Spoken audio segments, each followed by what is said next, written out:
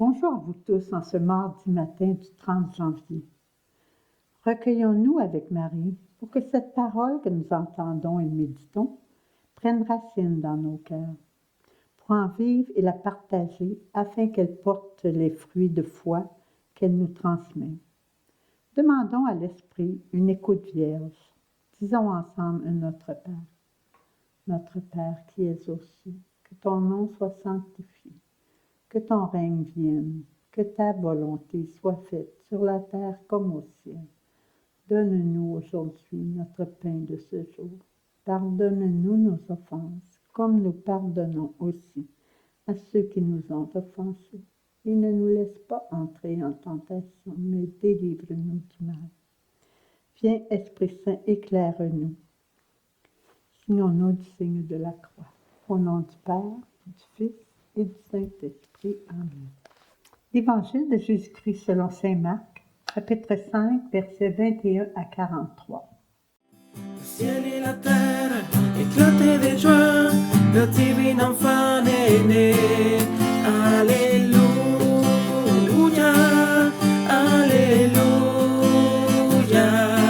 gloire à toi dans les cieux, Alléluia. En ce temps-là, Jésus regagna en barque l'autre rive, et une grande foule s'assemblait autour de lui. Il était au bord de la mer. Arrive un chef de synagogue, nommé Jaïr. Voyant Jésus, il tombe à ses pieds et le supplie instamment. « Ma fille, encore si jeune, est à la dernière extrémité. Viens lui imposer les mains pour qu'elle soit sauvée et qu'elle vive. » Jésus partit avec lui et la foule qui le suivait était si nombreuse qu'elle l'écrasait. Or, une femme qui avait des pertes de sang depuis 12 ans, elle avait beaucoup souffert du traitement de nombreux médecins et elle avait dépensé tous ses biens, sans avoir la moindre amélioration. Au contraire, son état avait plutôt empiré. Cette femme, donc, ayant appris ce qu'on disait de Jésus, vint par derrière dans la foule et toucha son vêtement. Elle se disait en effet, « Si je parviens à toucher seulement son vêtement, je serai sauvée. » À l'instant, l'hémorragie s'arrêta et elle ressentit dans son corps qu'elle était guérie de son mal. Aussitôt, Jésus se rendit compte qu'une force était sortie de lui. Il se retourna dans la foule et il demandait, « Qui a touché mes vêtements? » Ses disciples lui répondirent, « Tu vois bien la foule qui t'écrase et tu demandes qui m'a touché? » Mais lui regardait tout autour de lui, voir celle qui avait fait cela. Alors la femme saisie de crainte et toute tremblante, sachant ce qui lui était arrivé, vint se jeter à ses pieds et lui dit toute la vérité. Jésus lui dit alors, « Ma fille, ta foi t'a sauvée. Va en paix et sois guérie de ton mal. » Comme il parlait encore, des gens arrivent de la maison de Jaïr, le chef de synagogue, pour lui dire à celui-ci, « Ta fille vient de mourir, à quoi bon déranger encore le maître? » Jésus, surprenant ces mots, dit au chef de synagogue, « Ne crains pas, crois seulement. » Il ne laissa personne l'accompagner, sauf Pierre, Jacques et Jean, le frère de Jacques. Ils arrivent à la maison du chef de synagogue. Jésus voit l'agitation et des gens qui pleurent et poussent de grands cris. Il entre et leur dit, « Pourquoi cette agitation et ces pleurs? L'enfant n'est pas mort, elle dort. » Mais on se moquait de lui. Alors il mit tout le monde dehors, prend avec lui le père et la mère de l'enfant et ceux qui étaient avec lui. Puis il pénètre là où reposait l'enfant.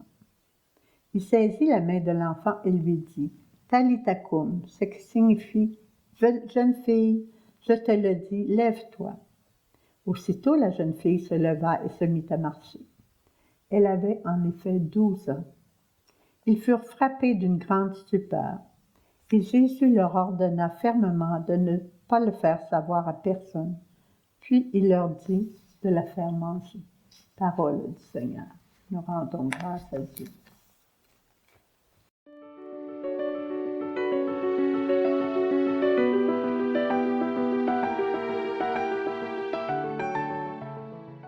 ce temps-là, Jésus regagna l'autre rive. Qu'avait-il fait sur l'autre rive? Il avait été guérir et libérer un démoniaque gérasénien qui était habité par une légion de démons. Il leur avait dit d'aller dans les ports, cette légion de démons, qui se sont jetés à la mer. Il ne perd pas de temps. Et on voit bien que tout lui est possible.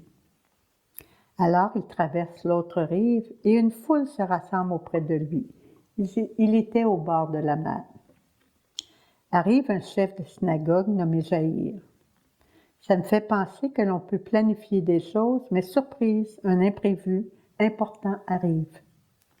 Une personne dans le besoin, un téléphone, besoin d'écoute, une proposition importante qui défait nos projets. Comment je réagis? Jésus nous donne un modèle. Il laisse tout et va auprès de la fille de Jaïr. Une vie à sauver, un malade à guérir.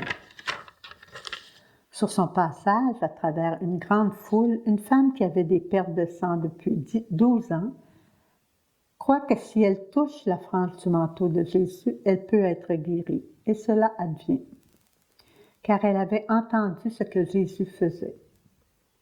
C'est important de dire ce que Jésus fait ou a fait, témoigner de son agir aujourd'hui dans notre monde. Il est vivant et agissant. Pour que d'autres puissent en bénéficier pour la gloire de Dieu. On entend souvent dire c'est un addon ou le hasard. Mais non, c'est Dieu qui prend soin. C'est important de le reconnaître. Sans lui, rien n'existe. Il a donné la liberté qui est parfois très mal utilisée, mais il sait tirer du bien de tout. Je crois en Dieu le Père Tout-Puissant.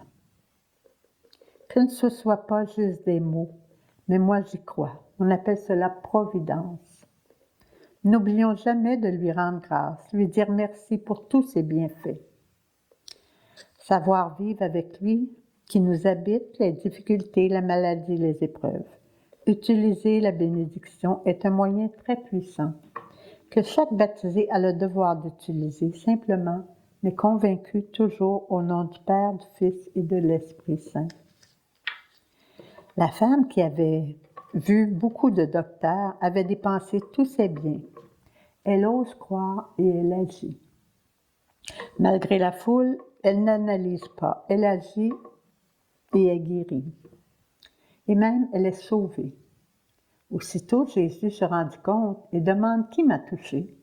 Mais lui regardait tout autour de lui pour voir celle qui avait fait cela. Alors la femme vulnérable, saisie de crainte et toute tremblante, sachant ce qui lui était arrivé, vient se jeter à ses pieds. Il lui dit toute la vérité. Jésus lui dit alors, « Ma fille, ta foi t'a sauvée, va en paix et sois guérie de ton mal. » Les gens de la maison de Jaïr arrivent et lui disent, « Ta fille vient de mourir, à quoi bon déranger encore le maître? » Jésus, surprenant ces mots, dit au chef de synagogue, « Ne crains pas, crois seulement. » Et il continue sa route. Il pénètre là où reposait l'enfant. Il saisit la main de l'enfant et lui dit « Talitha koum », ce qui signifie « Jeune fille, lève-toi ». Je te le dis. Elle se leva et se mit à marcher.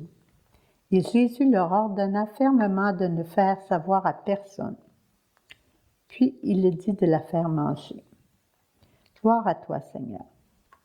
Dans l'évangile du démoniaque gérasénien, il lui dit d'aller le dire à tout son entourage. Et à la fille de Jaïr, ordonne fermement de ne pas le dire à personne. Il a ses raisons. Faisons-lui confiance. Comme Marie, dans la volonté de Dieu, elle a fait confiance. On a à faire confiance et pas analyser, pas se poser 1000 questions.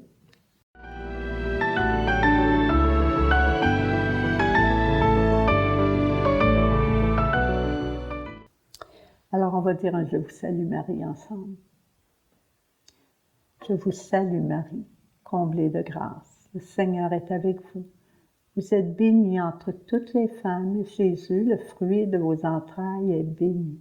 Sainte Marie, Mère de Dieu, priez pour nous pécheurs, maintenant et à l'heure de notre mort. Amen. Alors, on demande au Seigneur de nous bénir par sa toute puissante bénédiction et de bénir toutes les personnes qui en ont besoin aujourd'hui. Au nom du Père et du Fils et du Saint-Esprit. Amen.